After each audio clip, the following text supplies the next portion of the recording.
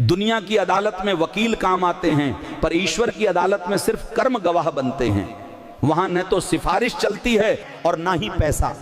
अगर आपने किसी का हक मारा है या किसी गरीब की बद्दुआ ली है तो याद रखिए ईश्वर के घर। दुनिया की अदालत में वकील काम आते हैं, पर ईश्वर की अदालत में सिर्फ कर्म गवाह बनते हैं।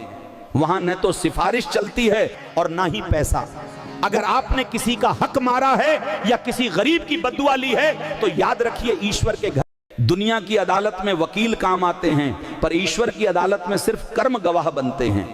वहां न तो सिफारिश चलती है और ना ही पैसा। अगर आपने किसी का हक मारा है या किसी गरीब की बद्दुआ ली है तो याद रखिए ईश्वर के घर। दुनिया की अदालत में वकील काम आते हैं, पर ईश्वर की अदालत में सिर्फ कर्म गवाह बनते हैं। वहां न तो सिफारिश चलती है और ना ही पैसा। अगर आपने किसी का हक मारा है या किसी गरीब की बद्दुआ ली है तो याद रखिए